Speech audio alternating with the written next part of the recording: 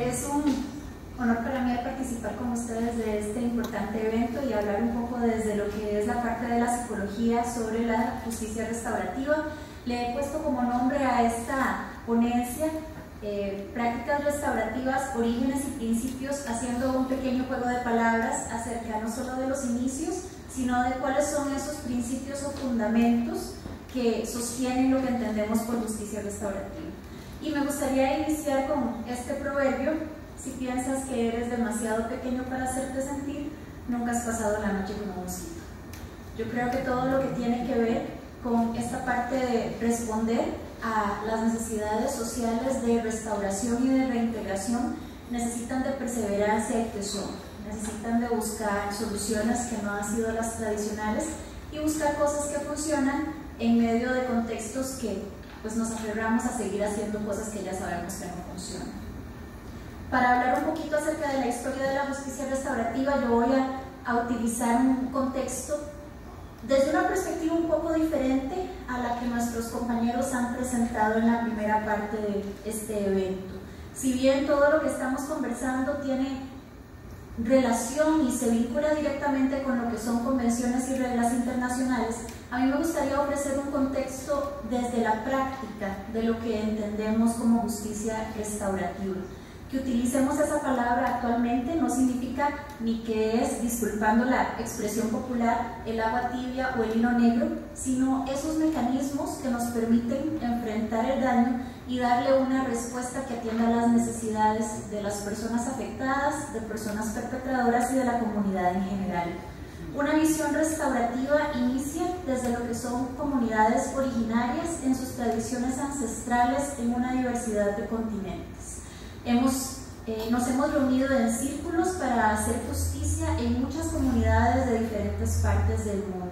Los círculos no le pertenecen a nadie y nos pertenecen a todos. No le pertenecen a un país o a una organización o a una legislación. Han sido una manera de encontrarnos para tratar de reparar el daño cuando este se da, para tratar de enfrentar aquello que nos desconcierta y aquello que nos hace experimentar una sensación comunitaria de vergüenza.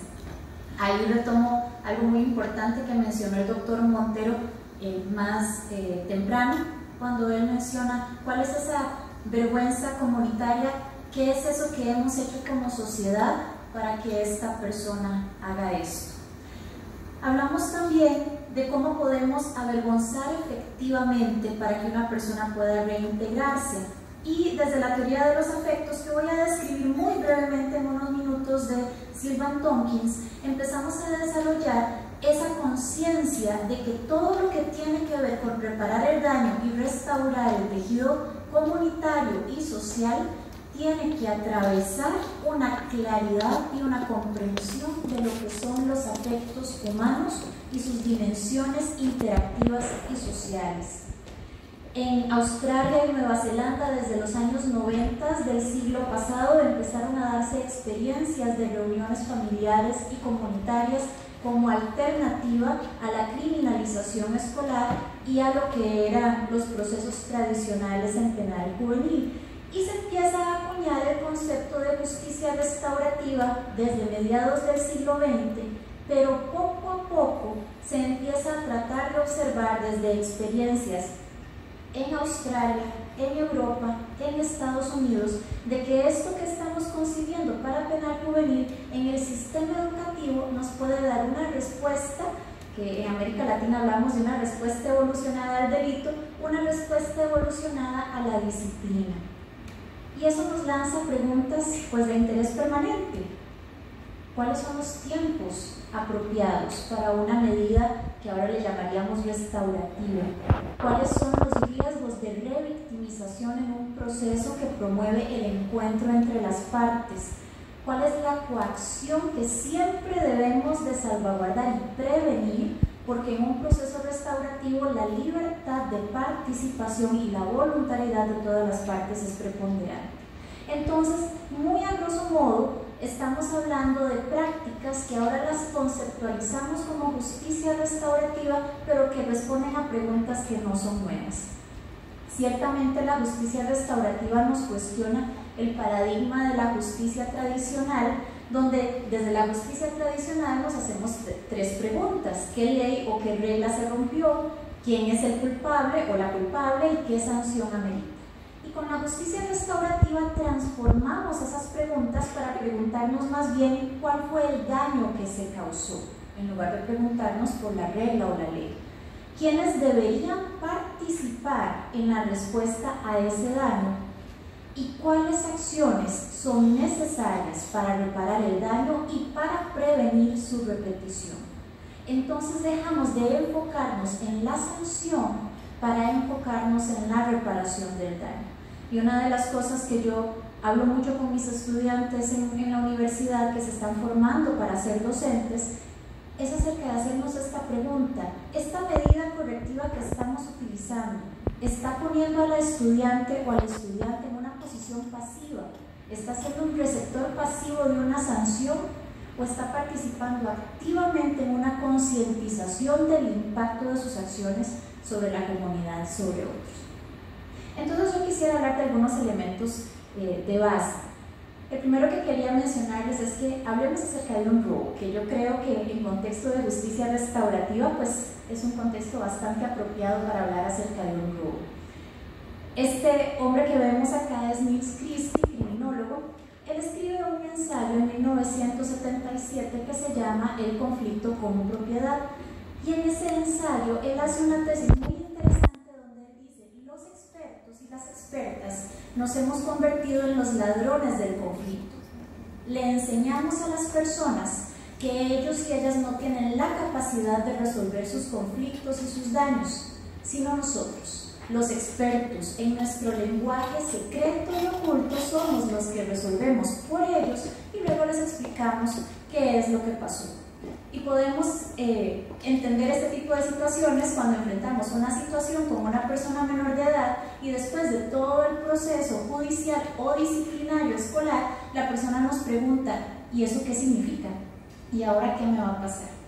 Porque nos convertimos en ese ladrón del conflicto, donde nuestra tarea como personas que nos hemos desarrollado en alguna materia, sea psicología, trabajo social o el derecho, es más bien la de empoderar y acompañar a los verdaderos dueños de sus conflictos y daños. Nils Christie decía: déjenme ser perfectamente claro, no baso mi razonamiento en la creencia de que una reunión entre ofensores y víctimas reducirá el crimen. Quizás lo haga, yo creo que lo haría. Actualmente los transgresores han perdido la oportunidad de participar de una confrontación real con la seriedad de sus actos. De todas formas, no tenemos mucho que perder. Como bien sabemos, no hemos logrado inventar la cura contra el crimen. Y esto lo menciona en su ensayo en 1977. Hablemos un poquito sobre los afectos, ya que a mí me toca traer el componente psicológico a toda esta tarea. Desde los años 50, Sylvan Tompkins empieza a desarrollar una teoría de los afectos, entendiendo los afectos como esa dimensión biológica e instintiva que responde a lo que se está dando en el ambiente, a lo que se está dando en el medio. Y él definía los afectos como positivos o negativos, no en un sentido moral de que fueran buenos o malos, sino en un sentido de que hay ciertos afectos que si los sostenemos en el cuerpo por un tiempo prolongado nos intoxican, se vuelven tóxicos, nos enferman. Él mencionaba toda una gama de afectos que son esos que ustedes pueden ver en la lámina, donde las teorías más actuales y contemporáneas los resumen a afectos un poco más limitados, un poco más, es un número menor, y que inclusive se ha ido permeando en lo que es la cultura popular. De pronto ya hasta con niños pequeños podemos hablar acerca de teoría de los afectos, y sí podemos entender que desde la cultura general vamos aprendiendo que no es posible cultivar una sociedad donde solo existan los afectos más agradables y prescindir de aquellos que acompañan, por supuesto, a una situación de daño de ruptura social. Vivimos sociedades muy plagadas de miedo, muy plagadas de ira y muy plagadas de disgusto. ¿Cómo podemos enfrentar todas estas situaciones emocionales, psicológicas y afectivas? Entendiendo también que desde lo que era la teoría de Sylvan Tompkins de hace más de 70 años, la vergüenza como un afecto genera toda una dinámica interactiva y social que nos puede llevar a situaciones de ruptura y de aislamiento. Tal vez voy a ejemplificar en eso y profundizar un poco. Si hablamos acerca de la vergüenza como una dinámica socioafectiva y emocional, donde la persona se cuestiona su sentido de pertenencia en la comunidad, donde la vergüenza es una experiencia de ruptura con la comunidad o con la sociedad de la que se es parte, las personas tienen, digamos así, dos alternativas. Una alternativa es experimentar la vergüenza de una manera reintegradora, es decir, experimentar la vergüenza de una manera en la que yo puedo reparar el daño, reintegrarme con el grupo, tomar medidas y acciones para volver a encontrarme con la comunidad. Creo que ustedes no estaban viendo lo que yo pensaba que estaban viendo. Muchas gracias. No me voy a devolver a todo, pero sí me quedo con esta frase que me parece que es muy importante. Déjenme ver por dónde voy para irme ubicando y ya voy por la mitad, pero no se preocupen. Si piensas que eres demasiado pequeño para hacerte sentir, nunca has pasado la noche con un mosquito. Esa parte sí la reitero porque me parece que es fundamental. Bien, les mencioné un poco de historia, creo que esta parte ya la pudimos ver bien, y la respuesta a las tres preguntas fundamentales de la justicia restaurativa. Hablamos sobre lo que es la teoría de Nils Christie y acerca de la importancia de poder empoderar a las personas y acompañarlas en el camino sobre el manejo de sus conflictos, y sobre las teorías de los afectos, donde desde los años 50 Sylvan Tompkins nos ofrecía toda una gama de afectos que responden a la manera en la que biológicamente estamos programados para interactuar con el ambiente. Y desde las teorías más contemporáneas de los afectos, aunque no entendemos los afectos como un número tan amplio de opciones, de pronto manejamos un número de afectos un poco más limitado y que inclusive ha permeado nuestra cultura popular, podemos entender que hay situaciones sociales y afectivas que rompen con el tejido comunitario. Bien, ya estamos al día. Muy bien, eso no fue tan difícil. Bien, hablemos sobre la vergüenza. Es un buen momento para hablar acerca de la vergüenza. Finalmente, ¿qué es la vergüenza? La vergüenza es esta experiencia socioafectiva que cuestiona nuestro sentido de pertenencia en una comunidad. En una situación como esta, por ejemplo, yo me cuestiono mi sentido de pertenencia en esta mesa por las fallas técnicas ocasionadas. Normalmente, la vergüenza nos plantea dos opciones: la opción de la reparación o la opción de la defensa. Yo reparo porque yo creo que yo tengo los recursos personales y emocionales para reparar el daño. La gran mayoría de las personas con las que trabajamos en situaciones de daño disciplinario escolar o penal juvenil son personas que no han tenido el contexto social y afectivo para desarrollar esos recursos. Son personas que probablemente ante la experiencia de vergüenza lo que van a experimentar es el estigma, y lo que van a experimentar es la sensación de que no pueden hacer nada para reparar el daño causado. En muchas situaciones ni siquiera experimentar conciencia comprensiva del impacto de sus acciones sobre otros. Cuando no sabemos manejar la vergüenza adecuadamente, podemos incurrir en lo que Donald Nathanson, un estadounidense en los años 90, llamó el compás de la vergüenza. Cuando yo no sé qué hacer con mi experiencia de vergüenza, yo me aíslo o evito la experiencia de vergüenza a través de consumo de sustancias, a través de conductas temerarias, a través de conductas disruptivas, a través de conductas adictivas, porque no soporto esta sensación de vergüenza. O tal vez la forma en la que manejo la vergüenza a través de la autodenigración, el autoataque, o inclusive quizás manejo la vergüenza a través del ataque a otros. Entonces, en la medida en la que yo me doy cuenta de que estoy siendo aislado de la comunidad, respondo con agresión y con violencia. Desde 1989, en su libro Crimen, Vergüenza y Reintegración, John Braithwaite nos planteaba qué vamos a hacer con la vergüenza de las personas con las que estamos trabajando, a quienes estamos apoyando, que tal vez no tienen los recursos afectivos para responder de una manera reintegradora o restaurativa. John Braithwaite mencionaba que la justicia restaurativa es más efectiva que la justicia retributiva porque tolerar una falta siempre va a empeorar las cosas. Estigmatizar, irrespetar, avergonzar o aislar a quienes cometen faltas empeora las cosas aún más. La vergüenza reintegradora es una clara desaprobación de las acciones dañinas dentro de un marco de respeto a quien incurrió en la falta, seguida por rituales y acuerdos para la reparación. Y esto, según John Braithwaite, es lo que tiene mejores posibilidades de prevenir futuras faltas. ¿A qué nos lleva todo esto? Desde lo propositivo. Desde lo propositivo necesitamos entender justicia restaurativa no solo como la cartilla reactiva ante el daño, sino poder construir una cultura de paz. Una cultura de paz que necesita no ser pasiva, sino por el contrario, ser muy proactiva en abrir espacios seguros para el diálogo, donde probablemente esos espacios no existan. Hay personas con las que socialmente no nos gusta conversar, nos incomoda, y necesitamos abrir esos espacios incómodos y seguros para el diálogo. Y necesitamos también de valentía para enfrentar las conversaciones difíciles que nos involucren con la realidad. Inteligencia para navegar los conflictos, orientándonos a resolver problemas, reparar el daño y restaurar la convivencia, así como liderazgo, creatividad e innovación.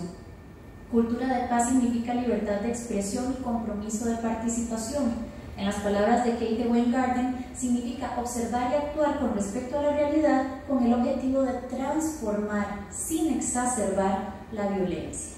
Y ella ejemplifica esto de una manera muy ilustrativa con este cuadro que ustedes pueden ver acá.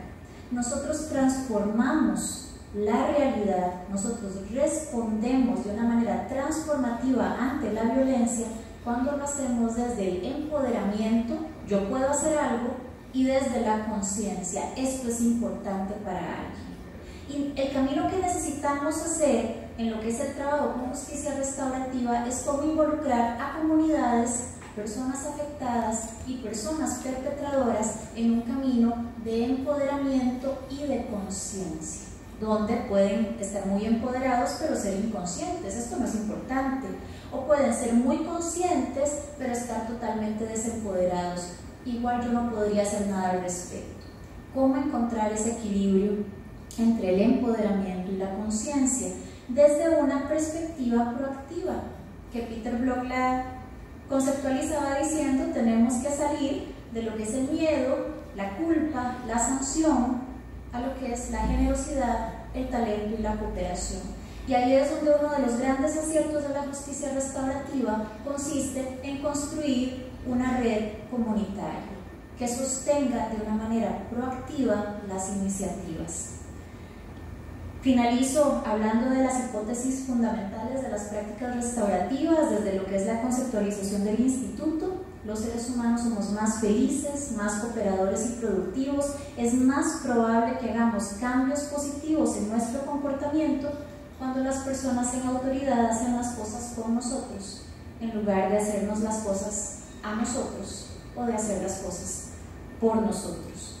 Finalmente, las prácticas restaurativas son la oportunidad de desarrollar comunidad y manejar tensiones y conflictos a través de reparar el daño y restaurar relaciones. ¿Y cuál es el primer paso? Ya lo mencionaron en las presentaciones anteriores, especialmente el representante de la Asamblea Legislativa, un enfoque de alto control y de alto apoyo, que trascienda lo punitivo, que supere lo permisivo, que sea intolerante con lo negligente.